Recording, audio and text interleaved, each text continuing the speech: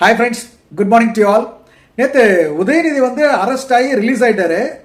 இந்த மேட்ரு இருக்கு இல்லையா, இந்த மேட்ரு வந்து நமக்கு வந்து பயங்கரமான ஒரு இம்பார்ட்டன்ட் இன்ஃபர்மேஷன் நம்ம வந்து ரிவீல் பண்ணியிருக்கு. நம்ம எல்லாருக்கும் வந்து நல்லா தெரியக்கூடிய ஒரு விஷயம். எப்பயுமே ஒருத்தர் வந்து ஒரு கஷ்டமான சூழ்நிலையில் தான் எப்படியெல்லாம் ரியாக்ட் பண்ணுறாங்க அப்படின்ற ஒரு விஷயம் நமக்கு தெரியும். அப்படி ரியாக்ட் பண்ணவங்கலாம் பார்க்கும்போது அடடா இவங்க தான்டா சூப்பர், இவெல்லாம் மனுஷனாடா, அவன் காசுக்காக அப்படியே வந்து இப்படி சப்போர்ட் பண்ணுறான் அப்படின்ற மாதிரி நிறைய விஷயங்கள் தெரியுது. இதில் நம்ம ஒரு 4-5 எக்ஸாம்பிள் எடுத்துக்கணும்னா, பிரேமலதா விஜயகாந்த், வா இந்த மாதிரி கிரிட்டிக்கல் சுச்சுவேஷனில் கூட அவங்க அசால்ட்டாக சொல்லிட்டு போயிட்டு இருக்கலாம். ஆனால் அவங்க அப்படி சொல்லலை. நியாயப்படி தர்மப்படி விஜயகாந்த் எப்படி பண்ணவரோ அதே மாதிரி இருந்தார். ரொம்ப பிடிச்சது.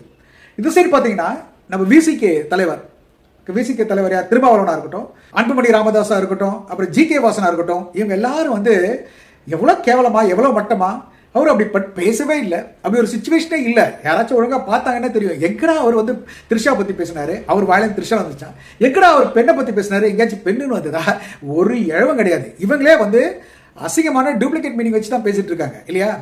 அப்படி இருக்கும்போது இவங்க 3 பேர் பேசின விஷயங்கள் ரொம்ப அசிங்கமாக மட்டமாக இருக்கு. வென் கம்பேரிங் டு பிரேமலதா இப்படி இருக்காங்க டாப்ல, இவங்கெல்லாம் வந்து அசிங்கமாக இருக்காங்க. ரைட்டா? பத்திரிகையாளர்லாம் பார்க்குறோம். என்ன இவனுங்க பத்திரிகையாளர்கள், அது இந்த மூத்த பத்திரிகையாளர் ரங்கராஜ் பாண்டே அப்படியே வன்மத்தை கொட்டி கக்குறாங்க. திமுக டிஎன்ஏ அப்படின்ற லெவல் கேட்டு என்னன்னா நீங்க என்ன பேசணும்னா தெரியும். ஒரு பொய்யை எப்படி வளர்க்குறானுங்க பாருங்க. அதை விட ரொம்ப ரொம்ப ரொம்ப ரொம்ப ரொம்ப முக்கியமான விஷயம் இதுதாங்க. அதாவது எதை பேச வேண்டும் எதை பேசக்கூடாது அப்படின்னு இருக்குல்ல, ஒரு அசிங்கமான விஷயத்தை யோசிச்சு பர்வர்டட் ஃபெலோஸ். இவ்வளோ நாள் நான் நினைச்சேன் இவர் டிவிக்கே வந்து ஒரு பொய் சக்தி, ஒரு வதந்தி சக்தி, ஒரு தீய சக்தி அப்படின்னு தான் நான் நினைச்சிட்டு இருந்தேன். டிவிக்கே திருட்டு டிவிக்கே அப்படின்னு இப்போ புதுசாக வந்துச்சு. நம்ம உதயநிதி வந்து சொல்லிட்டு போனார், திருட்டு மாதிரி ஓடுறாங்க, அது மாதிரி திருட்டு டிவிக்கே அது கூட வச்சுக்கலாம். ஆனால் ஒரு அசிங்கமான கொச்சையான ஒரு கீழ்த்தரமான கட்சியை நான் இது வரைக்கும் நான் பார்த்ததே இல்லைங்க.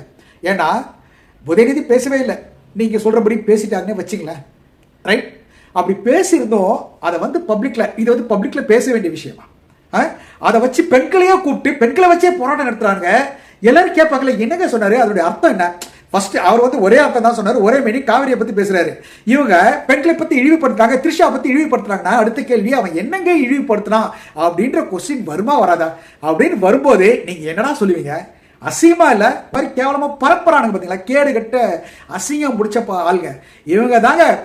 சரியான அசிங்கம் சக்திங்க, அசிங்கம் பிடிச்ச சக்திங்க இவங்க, இந்த டிவி கேட்கறானுங்க. செக் விடுங்க. ஸோ இது வந்து நமக்கு நல்ல கிளியரா எக்ஸ்போஸ் ஆகும். Now one by one hats off to Premalatha Vijayakanth அவர்கள். இந்த மாதிரி டிஃபிகல்ட் சிச்சுவேஷன்ல எல்லாரும் வந்து சர்வசாதாரணமா அசால்ட்டா, ஏங்க என்ன இருந்தாலும் பெண்ணை பத்தி பேசக்கூடாதுங்க. பத்திரிகைகள் எல்லாம் டேய் எங்கடா பெண்ணை பத்தி பேசலாம், இல்ல சீரியஸா கேட்கறேன், இதை தானே ஜட்ஜும் கேட்பாரு. ரைட்?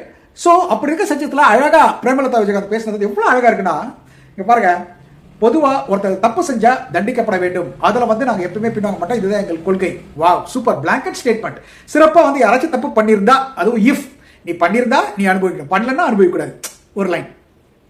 அடுத்தது அவர் தான் சொல்றாரு, உதயநிதி பாருங்க சொல்ல, அவர் தான் சொல்றாருல, நீங்க கட் பண்ணி ஏதோ வந்து மாத்தி சொல்லிருக்கீங்க, அப்படி பேசலன்னு சொல்றாரு. அப்ப என்ன ஆகுது? ஒரு டிஸ்பியூட் ஆகுது. நீ என்ன பண்ணணும்? கேஸ் போட்டு கோர்ட்டுக்கு எடுத்து போகணும், கோர்ட்டு டிசைட் பண்ணணும். அதை பண்ணாம ரைட், எதுக்கு அரெஸ்ட்? இதோடய முக்கியமா நாட்டு மக்களுக்கு நாளைக்கு என்னைக்கு தேவை? நாளைக்கு பட்ஜெட் சமரிக்கிறோம், நாளை கழிச்சு வந்து வேளாண்மை பட்ஜெட் இருக்கு. இது ரெண்டும் இருக்கும்போது எதிர்கட்சி தலைவராக இருக்க ஒருத்தர் தூக்குனீங்கன்னா எதிர்கட்சி இல்லாத மாதிரி, எதிர்கட்சியே இல்லாத மாதிரி நீங்க வச்சு உங்க இஷ்டத்துக்கு மங்களம் பாடணும் அப்படின்றதுக்காகவா? ஸோ அதை கரெக்டாக பாயிண்ட் பண்றாங்க. நாளைக்கு இதெல்லாம் இருக்கும்போது அவர் எதுக்கு அரெஸ்ட் பண்ணி அவரை வரவிடாம பண்ணணும்னு பண்றீங்க? அப்படின்னா என்ன? நமக்கு தெரிஞ்ச வரைக்கும் ஒரு பயம், உதயநிதி வந்தாலே பயம், அங்க நின்னாலே அவர் தான் ஹீரோ, இவர் வில்லன் கூட கிடையாது. பாத்தீங்கன்னா நிறைய பேர் சொல்லுவாங்க ஊமை ஊரை கெடுக்கும் பெருச்சாலி பேரை கெடுக்கும் அப்படின்னாங்க. அதாவது தன்னை பத்தி விஷயம் தெரியவே கூடாது அப்படின்ற லெவல்ல எந்த கேள்விக்கு பதிலும் சொல்ல தெரியல, அதே நேரத்தில் எந்த பத்திரிகையில் வந்தாலும் மீட்டும் பண்ண தெரியல, ஓடுறாங்க. இந்த மாதிரி ஒரு ஒரு ஒரு ஒரு சிஎம் நம்ம கையில் கிடைச்சது ரொம்ப மகா கொடுமை. ஸோ அதை வந்து தன்னுடைய இமேஜை பாதுகாக்கணுன்றதுக்காக நாளைக்கு உதயநிதி வரக்கூடாதுன்றதுக்காக தானே நீங்க பண்ணீங்க அப்படின்ற மாதிரி சொல்லி முடிச்சாங்க பாருங்க. Well done madam.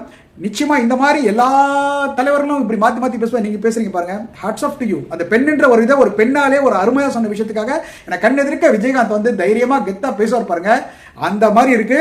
என்ன ஒண்ணு, ரொம்ப ப்ரொஃபஷனலா இருக்கு, இங்கிலீஷும் கலந்து இருக்கு, ஒரு நல்ல எஜுகேட்டட் வெல் மேனடா ஒரு அந்த லெவல்ல மெயின்டைன் பண்றாங்க பாருங்க. சிறப்பு. ஓகே. விசிகே கட்சி பாருங்க, குவைட் ஆப்போசிட். இனிமேல் உதயநிதி வந்து திருந்த வேண்டும். பேசவே இல்லையே விசிக்கு தலைவரே. அவருக்கு என்ன ப்ராப்ளம் ஏதுன்னே தெரியல. எனக்கு ரொம்ப சர்ப்ரைசிங்கா இருக்கு. He was a great thinker. நல்லா திங்க் பண்ணக்கூடியவர், முதல்ல ஒரு விஷயத்தை தெளிவா எடுத்து சொல்லக்கூடியவர். இவர் வந்து கள்ள குழந்தை, பிஜேபி ஆர்எஸ்எஸ் பெற்றெடுத்த கள்ள குழந்தைன்னு கரெக்டா சொன்னாரு விஜய் அவர்களை. ரைட்டா? எல்லாமே நல்லாவே தெரியும். தெரிஞ்சிருந்து எதுக்காக இப்படி வந்து ஒரு விஷயத்த வந்து பேசுறாரு, எதுக்கு அகேன்ஸ்டா அப்படி நடந்துக்கிறாரு? நம்மெல்லாம் வந்து உதயநிதி கூட மூவ் பண்ணாத ஆட்கள், அவங்கள க்ளோஸா பழகின ஆட்கள் இப்படி பேசுவாங்களான்னு கூட தெரியாதா? ஒருத்தர் சொன்னா என்ன பேசுறான்னு கூட பார்க்காம ஒரு ஸ்டேட்மெண்ட் விடுறீங்கன்னா திருமாவளவன், உங்களுடைய கிரெடிபிலிட்டி இஸ் லாஸ்ட் அப்படின்னு தான் சொல்வேன் நான்.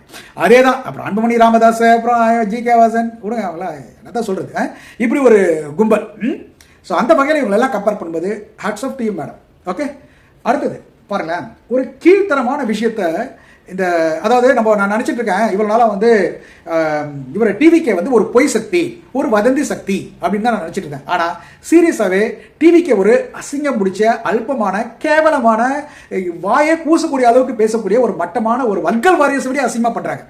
அதுதான் தெரியுது. எல்லாரும் வர்க்கர் வாரிசை கிரியேட் பண்ணிட்டு இருக்காங்க. அசிங்கத்தை பேசணும், அடல்ட் கண்டென்ட் பேசணும் அப்படின்ற அசிங்கத்தை வந்து கொண்டு வளர்க்குறானுங்க. இப்போ உதயநிதி கிளியராகவே தெரியும் அவர் எவ்வளோ டீசென்ட்னு சொல்லிட்டு.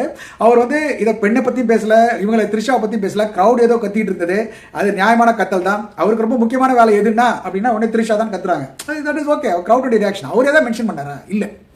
ரைட்டா? ஆனால் இதுக்கு ஒரு டபுள் மீனிங் இருக்குது அப்படின்னு சொல்லி அந்த டபுள் மீனிங்குடைய அதை பற்றி நீங்கள் பேசினா எவ்வளோ அசிங்கமான, எவ்வளோ கொச்சையான, எவ்வளோ கீழ்த்தரமான, ஐயோப்பா ஷிட், அதை மாதிரி ஒரு இருக்கிற ஒரு விஷயத்த பேசணும். நீங்கள் ஒரு அரெஸ்ட் பண்ணாலும் பேசுகிறாங்க, அதை பேச வைக்கிறீங்க. சரி பேசுகிறீங்க, அப்படி விட்டுற வேண்டியதுதானே?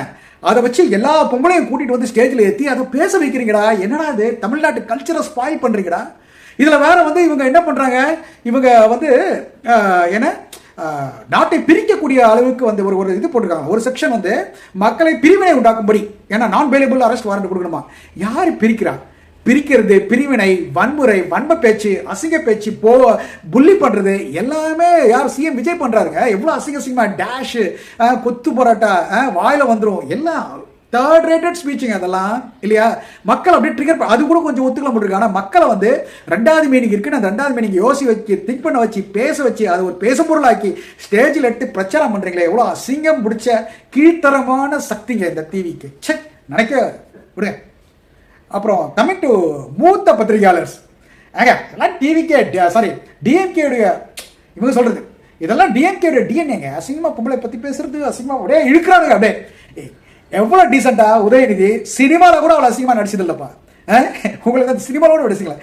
விஜய் அவர்கள் நடிச்சதுபடியே எவ்வளோ அசிங்கமான மேட்ரு, எவ்வளோ அந்த பெண்ணுங்களை கிள்றது, பெண்களுடைய ட்ரெஸ்ஸை வர்ணிக்கிறது, அசிங்கமாக பேசுறது, அப்புறம் கண்ட இடத்துல கையை வைக்கிறது, இதெல்லாம் வந்து சினிமாவில், அதுவும் மாமியார் முதுகத்தை இந்த மாதிரிலாம் எவ்வளோ அசிங்கமாக நடிச்சார். நடிப்பது அது வந்து நடிச்சது, அதை நீங்கள் இது பண்ண தேவை. இவர் நடிப்புக்கும் கூட அப்படி நடிக்காதவர். ஒரு முறையாச்சும் நீங்கள் பெண்களை பற்றி தவறுதெல்லாம் மரியாதை குறையாவோ கண்ணியமாகவோ இத்தனை வருஷம் இருக்கார் ஃபீல்டில் பேசியிருக்காரா? அவ்வளோ அப்படி கற்ற ஒரு உதயநிதி ஸ்டாலின் பெண்களை பற்றி சொல்ல அந்த இந்த ரேஞ்சில் ஓகேங்களா? அவர் வந்து அவரே எக்ஸ்பிளைன் பண்ண வைக்கிறீங்களா? அதுதான் கொடுமை. வந்து நான் வந்து நல்ல குடும்பத்தில் பார்த்துருக்கேன், எனக்கு பொண்ணு இருக்கு, எனக்கு மனைவி இருக்கு, நான் மனைவியோட சேர்ந்து வாழ்றேன். அங்கே சைடில் ஒரு லெஃப்ட்ல ஒரு பலார்னு ஒரு ரெடி அங்கே சிஎம்க்கு நாங்கள் ஒய்ஃபோட இருக்கிறேன்ட்டு. ரைட்டா? அப்படிலாம் ரொம்ப தெளிவாக சொல்ல வேண்டிய செல்ஃப் எக்ஸ்பிளனேஷன். இதை தானே ரஜினியும் பண்ணாரு. அதாவது இவனுக்கு சோஷியல் மீடியா வச்சுக்கிட்டு எந்த அளவுக்கு ஒரு வதந்தியை பொய்யை பரப்புறானுங்கன்னா வேற வழியே இல்லாமல் நீங்கள் பேசிதான் அவனை பேசுறதுக்கு முன்னாடியே அவங்களை அழிச்சு முடிச்சிடுறானுங்க. ரைட்? அந்த மாதிரி வந்து சோஷியல் மீடியா இம்பாக்டை வந்து ஒரு கையில் வச்சுக்கிட்டு, அதாவது குண்டோஸ் வாரியர்ஸ் அது மாதிரி அந்த அவனை இருக்காங்க வர்ச்சுவல் வாரியர்ஸ்ன்றது வல்கர் வாரிசை வச்சுக்கிட்டு பொய்ச்செய்தி வந்து இப்படி பரப்புறது நம்ம தமிழ்நாட்டுக்கே நல்லது இல்லைங்க. ரொம்ப கல்ச்சர் ரொம்ப டேமேஜ் பண்ணுறானுங்க. இதை ஏதாச்சும் நம்மளாம், அதனால தாங்க நானும் வீடியோ போடுறேன், நான் எங்கள் வீடியோ போடுறேன். கொடுமைங்க இப்படி வந்து போயிட்டு இருக்கு. இப்போ இதில் எல்லாத்தையும் பார்த்தீங்கன்னா இன்னொன்று தெரியுமே, வெளியில பிஜேபியும் டிவிக்கையும் பாருங்க ஒன்னோட ஒன்னா பெனஞ்சி. நான் ஏற்கனவே சொல்லியிருப்பேன், TVK equal to 2 times BJP இல்லை 3 times பிஜேபின்னு அப்படி இருக்கிறாங்க. அண்ணாமலை சப்போர்ட்டுக்கு வராரு, குஷ்பு சப்போர்ட்டுக்கு வராங்க, தமிழிசை சப்போர்ட்டுக்கு வராங்க. என்னன்னா அதை விட கொடுமை.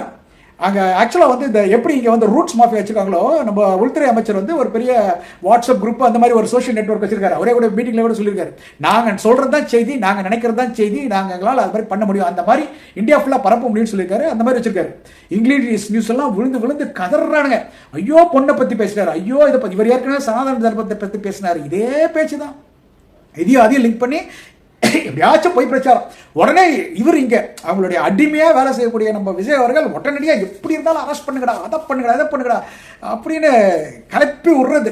இதே தானே ஒரு வேலை. ஒன்று அவ்வளோ வெறி. என்ன பிரச்சனை? பர்சனல் பிரச்சனை. ஏன்னா த்ரிஷாக்கு வந்து இவரும் தான் ஃப்ரெண்டு இல்லைங்களா, அவருடைய ப்ரொடக்ஷன் படத்தெல்லாம் நிறைய நடிச்சிருக்காங்க, நிறைய ஃபோட்டோஸ் எல்லாம் கூட வந்திருக்கு, சாதாரணமாக பேசக்கூடிய த்ரிஷா இவங்கெல்லாம் வந்து மன்மத நம்பு படம் நினைக்கிறேன், அந்த படத்துக்கு அவர் தானே ப்ரொடியூசர். அப்புறம் குருவியோட படத்துக்கு யார் ப்ரொடியூசர், இவர் தானே ப்ரொடியூசர். அப்போ வந்து more respects for producer than the actor ஜென்ரலா இல்லையா. அந்த மாதிரி பார்த்தா இஸ் ஆல்ரெடி ஃப்ரெண்டை போய் யாரும் அசிங்கமாக பேசுவாங்களா, அவங்க ஃப்ரெண்டை போய் எடுத்து கேஸ் போட்டிருக்காங்க.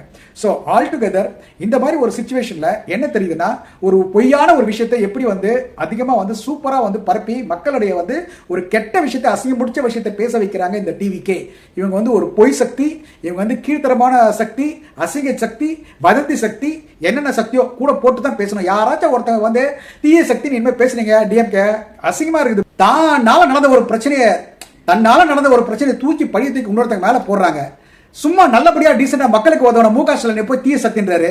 உண்மையான தீய சக்தி, உண்மையான வதந்தி சக்தி, உண்மையான பொய் சக்தி டிவிக்கே தானே, அதை பேசுங்கப்பா, விட்டுட்டு இது மாதிரிலாம் பேசிட்டு இருக்காதீங்க, அசிங்கமா இருக்கு.